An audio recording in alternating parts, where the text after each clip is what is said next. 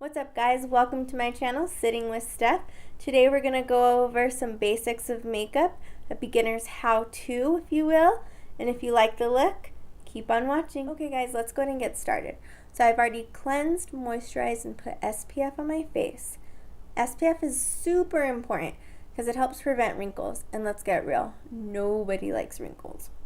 Okay, so I'm going to first start off by sanitizing my hands. This is going to prevent any bacteria being introduced to my face while I'm doing my makeup, which is going to help reduce any future breakouts. Okay, so the first product I'm going to go ahead and use is a primer. What a primer does is it fills in any pores or fine lines. This is going to give a nice smooth base for your foundation to lie on. I'm using Tarte's Poreless Mattifying Primer. I do get a little oily in my T-zone. So what I do is put just a little bit on my hand there to warm it up there. So I start off by going into my trouble areas first, which would be my nose, my forehead, my chin. Then I just get the excess and go all over the skin. Next, I'm going to go in with the foundation. So the foundation that I'm using right now is It's Cosmetics CC Cream, which is color corrector. What I like about a color corrector is that it's usually really buildable. It's lightweight, super hydrating, and also is going to have a lot of beneficial ingredients. So I'm going to go ahead and go directly onto my skin. There we go. And what I'm going to use is a beauty blender.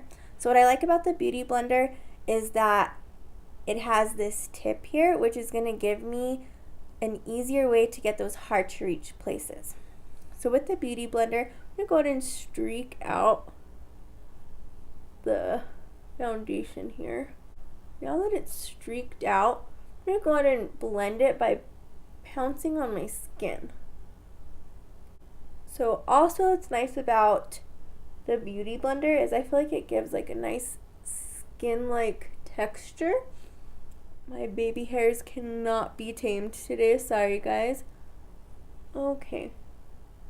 And with that tip, going into those hard to reach spots. So I am going to go ahead and add a little bit more of the CC cream to my face, just in those little trouble spots that I want to get. There we go. Go ahead and blend that in. So I'm also going to blend down my neck. This is going to prevent that harsh line that some people get, and that's not cute. So let's go ahead and blend that. When I'm done blending in my foundation, I'm going to go ahead and go in with a concealer. And what a concealer is going to do is going to brighten your under eyes as well as cover up any discoloration or bags that you have. Now, if you feel like your foundation does a good enough job, you can skip this step. But these bags need a little help. So I'm using Tarte's Shape Tape in light medium honey. What I like about this is it is very creamy. So as you can see, I'm going in like a triangle shape underneath my eyes. You don't want to go too far down because the point of concealer is just to brighten up your under eyes and conceal the under eyes, nothing else. Okay. Then I've got my Warrior paint on. Go ahead and blend it. And so you can use your blender that you already used before, but I got this adorable mini blender. What I like about this is it gives me more of a steady hand with this small area. So I'm going to go ahead and blend it just like we did before with your foundation. And because it's so tiny, I can really get underneath my eye. And so I also like to get the excess and swipe it onto the lid, because this is going to help with any discoloration, but it's also going to act as a primer for any eyeshadow that I'm going to put on. Okay. And as you can see, this has already brightened up my face a lot. So next what I'm going to go ahead and do is go in with a translucent powder. What a translucent powder is going to help do is set my under eyes so that way there's no crease throughout the day. Also, what I like to use a translucent powder for is my T-zone because I do get oily. So I'm going to use a fluffy brush. There we go. And I'm using It Cosmetics Bye Bye Pore Pressed Powder. You can use a loose powder, but I find that the pressed powder is a little less messy. So I'm going to go ahead and go into my T-zone, around my nose, anywhere that I'm going to get I know I'm going to get oily throughout the day, and set that under eye. So I'm going to go ahead and let this sit, and it does feel like there's a lot of powder and you're going to feel a little cakey, but it's okay because we're going to wipe that off later. While that's sitting, I'm going to go ahead and go to my eyes. An easy, quick go-to is just use your bronzer or blush for your lid. So I'm going to go ahead and use my bronzer, which is Tarte's Park Ave Princess. And with a nice fluffy brush, a little blending brush, I'm going to go ahead and put that on my lid.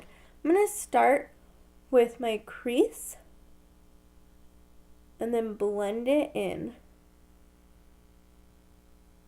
Okay.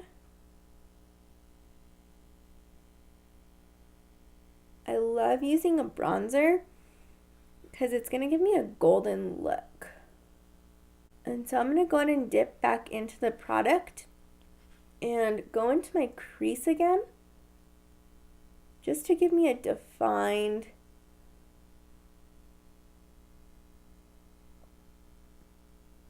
eye look. Okay, there we go. Nice and easy.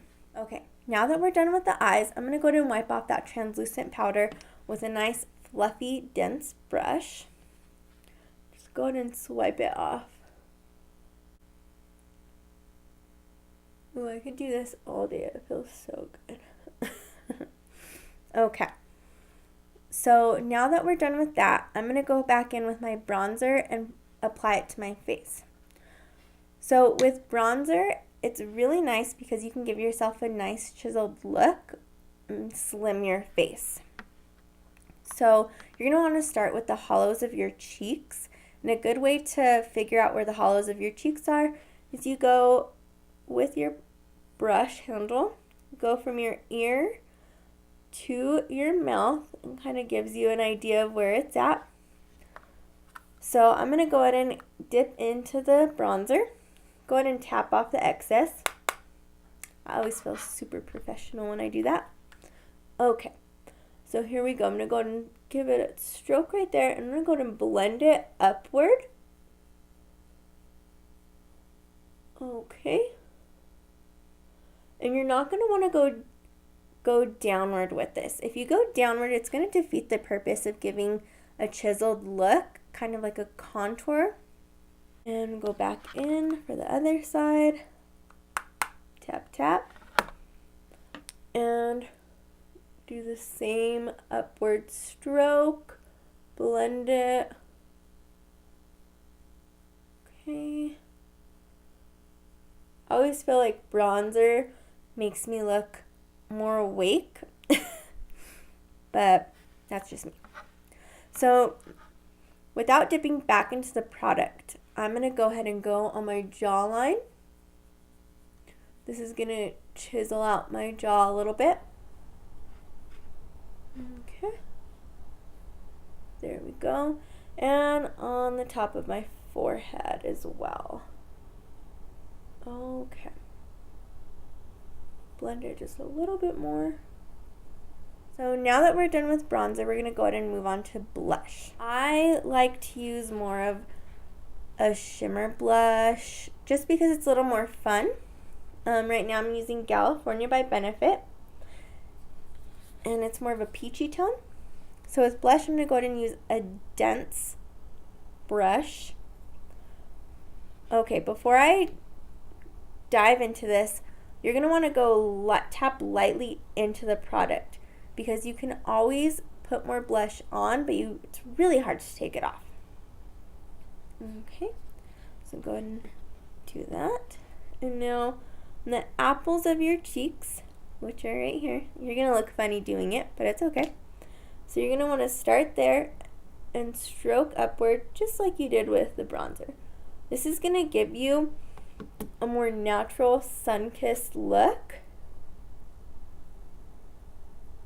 Like I said, you can put more on, but you can't take it off, or at least it's harder to. Okay. So what I like to do too is with the excess on my brush is just go on the tip of my nose a little bit. That's going to give me a sun-kissed look. So because my blush had some shimmer in it, I can skip the step of a highlighter. But I'm going to go ahead and do it anyway. So when I look for a highlighter, I look for something without too much of a glitter in it. More of just a slight shimmer. So I also like to use a fan brush. I just feel like this is the easiest way to put on highlighter. So go ahead and just dip into the product like that, and then graze your cheekbones ever so slightly. Then I'm going to go ahead and go on the tip of my nose as well with that. Just kind of feel like it brings it together. So there we go. I'm going to go back to the eyes and focus on the lashes. I'm going to go ahead and use this Lights Camera Lashes Mascara by Tarte. What I like about the sample tubes is that I feel like I can get just as much product out of it without it drying as fast. And it's a lot cheaper. Going in with my lashes, I'm going to start from the bottom and wiggle my way up. Wiggling is going to ensure that all the lashes get product on them. And I usually do about 2 to 3 coats. Any more than 3, you're going to want to be careful because then it'll start clumping up on you. And that's when you get those spider lashes. Okay, I like to do the bottom too, especially when I'm not putting on a liner. Do the same thing on the other side. Bottom, wiggle your way up. Now that we're done with the lashes, I'm going to go ahead and move on to the brows. So I personally like a tinted brow gel. This is Tarte's Busy Gal Brow Gel. And what I like about a tinted brow gel is that it's really easy and simple to use. It's not going to be as intimidating as a pencil or a brow dip. So as you can see, the wand is really small and precise, which is going to give you hair-like strokes. So what I'm going to do is go ahead and start from the beginning of my brow and just work my way through, combing it out. And as you can see, this already filled in some of my sparse spots and is shaping it up pretty nice. But if you want a thicker, fuller look, go ahead and go in again. Okay, what I like to do is go a shade lighter than my brow hair, just because this gives you more room to build up on it without it giving you like a greasy look. Next, I'm going to go in with the lipstick. This is MAC's Velvet Teddy.